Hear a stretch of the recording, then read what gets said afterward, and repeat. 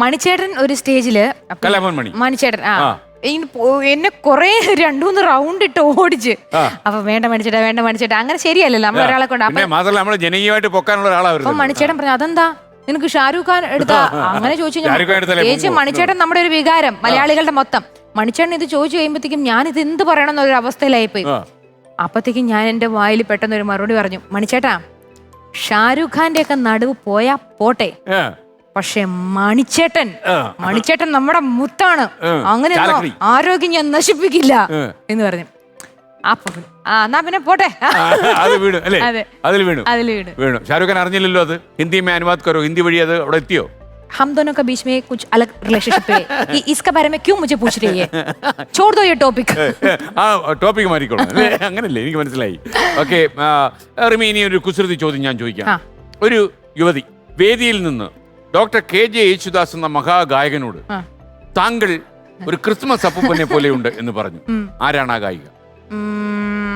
ജോത്സന രാധാകൃഷ്ണൻ. തെറ്റ്. ഓപ്ഷൻ സിതാര. തെറ്റ്. മഞ്ജരി.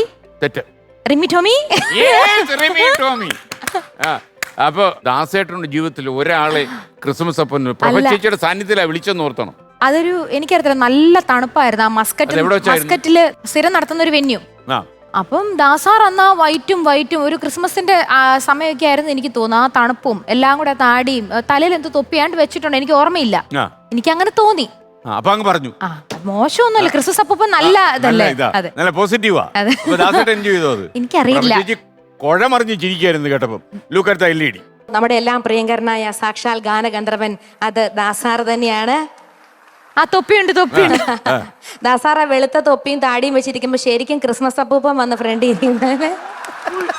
അയ്യോ, എന്തായാലും പറഞ്ഞെങ്കിൽ ക്ഷമിക്കണേ. അല്ല അതിനെന്താ ഇത്ര എനിക്ക് മനസ്സിലായി. കാരണം ദാസേട്ടനോട് ഒരു കാര്യമൊക്കെ പറയാം 9 തവണ ഒരാൾ ആലോചിക്കും. അപ്പൊ ഇത് കഴിഞ്ഞിട്ട് ദാസേട്ടൻ വല്ലതും പറഞ്ഞു? ഇല്ല, ഞാൻ മുന്നിൽ പോയി ഒരിക്കലും നിന്ന് കൊടുക്കാറില്ല. അല്ല, പക്ഷെ റിമിക്ക് ഒരു നമ്മളെ ഈ ചില ആൾക്കാർ പറയില്ലേ, ചിലർക്ക് ജനങ്ങൾ ലൈസൻസ് കൊടുക്കുന്നു. നായനാർക്കും ലൈസൻസ് ഉണ്ടായിരുന്നു. എന്നാലും നമ്മൾ വളരെ ശ്രദ്ധിക്കണം, വളരെ ശ്രദ്ധിച്ച് സോഷ്യൽ മീഡിയ ഇങ്ങനെ നിൽക്കുക. അപ്പൊ ഈ സോഷ്യൽ മീഡിയ വല്ലാണ്ട് ഭയക്കുന്നുണ്ടോ കുട്ടി?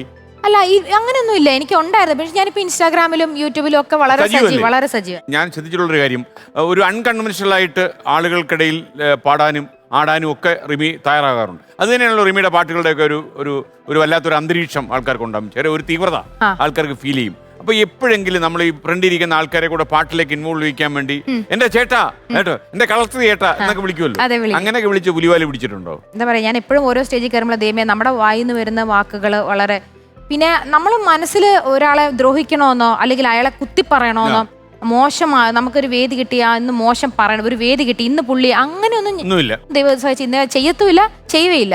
അത്യാവശ്യം ആൾക്കാരെ സഹായിക്കുകയൊക്കെ ചെയ്യുമോ? ദൈവം സഹായിച്ച്, പക്ഷെ ആരും വിശ്വസിക്കത്തൊന്നുമില്ല. കാരണം ഞാൻ അങ്ങനെ ചെയ്തിട്ടില്ലെന്ന് വിചാരിക്കുള്ളൂ. അത്യാവശ്യം ഒക്കെ അത് നമ്മളിങ്ങനെ പറയണേ. എന്നെ കൊണ്ട് കഴിയുന്നത്ര, ഞാൻ വലിയ കോടീശ്വരിയല്ല, നമുക്കുള്ളതുപോലെ ഒരു വീട് വെച്ച് കൊടുക്കാൻ പറ്റിയിട്ടുണ്ട്. എന്റെ കൂടെ ഉള്ള ഒരു ആൾക്ക് തന്നെ വീട് അങ്ങനെയൊന്നുമില്ല, ഒരാക്കേ ഉള്ളൂ. ആശുപത്രി ചികിത്സ ചെയ്തിട്ടുണ്ട്. ഒരു കൊച്ചിന്റെ പഠിപ്പ് 1 വർഷം 2 വർഷം നോക്കിയിട്ടുണ്ട്. ഇനിയിപ്പോൾ അപേക്ഷ അയക്കേണ്ട വിലാസം എന്തിനു ദുരിതാശ്വാസം വന്നപ്പോഴൊക്കെ എന്നെ കൊണ്ട് പറ്റുന്ന പോലെ 5 രൂപയെങ്കിലും ഞാൻ 5 രൂപ പ്രളയം വന്ന സമയത്തൊക്കെ. പക്ഷെ ഇതൊന്നും പറഞ്ഞില്ലെങ്കിൽ ഒരു മനുഷ്യരെ അറിയത്തില്ല. എല്ലാ പാലാ മരിയ സദനം എന്ന് പറയുന്ന സ്ഥലത്ത് അവളല്ല ഒരു 10-15 വർഷമായിട്ട് എന്റെ പിറന്നാളുണ്ടെങ്കിൽ അവൾ പറ്റുമെങ്കിൽ പോവും, അല്ലെങ്കിൽ അവിടുത്തെ ഫുഡ് അവിടുത്തെ നമ്മളായിരിക്കും. ഈ 10-20 വർഷമായിട്ട് പപ്പ മരിച്ച ലാസ്റ്റത്തെ ഈ വർഷം കൂടെ നമ്മുടെ ഇതാണ് മരിയ സദനം. അങ്ങനെ ഇവിടുത്തെ സാന്ത്വനം, അങ്ങനെ എന്നെ കൊണ്ട് ചെയ്യാൻ പറ്റുന്ന പ്രളയ സമയത്ത് നമ്മുടെ ഓർക്കസ്ട്ര ചേട്ടന്മാർക്കൊക്കെ 3 മാസം ജോലി ഇല്ലായിരുന്ന സമയത്ത് എന്ന് വെച്ചാൽ ഞാൻ എന്റെ കയ്യിൽ ഇട്ടുമൂടാൻ പൈസ ഇല്ല. ചിലപ്പോ നാളെ എനിക്ക് ഒന്നും ഇല്ല. അല്ലോ, ഇട്ടുമൂടാൻ പൈസ എന്ന് വെച്ചാൽ എന്തോന്നു നമ്മളില്ല, അങ്ങനത്തെ അത്യാവശ്യം ജീവിക്കാനുള്ള കോടീശ്വരിന്നല്ല, അത്യാവശ്യം പണ്ട് തൊട്ട് വന്നുകൊണ്ട് അത്യാവശ്യം നേരത്തെ വന്നുകൊണ്ട് ജീവിക്കാനുള്ള എന്തായാലും അതൊന്നും എനിക്കറിയത്തില്ല. ഞാനിപ്പോ ഈ ചെയ്ത കാര്യങ്ങളൊക്കെ ഇങ്ങനെ വിളിച്ചു വരുമ്പോ ഒരിക്കലും നിന്റെ ഇടത്ത് കൈ ചെയ്യുന്ന വലത്ത് കൈ അറിയരുത് എന്ന് പറഞ്ഞതാണ്. പക്ഷെ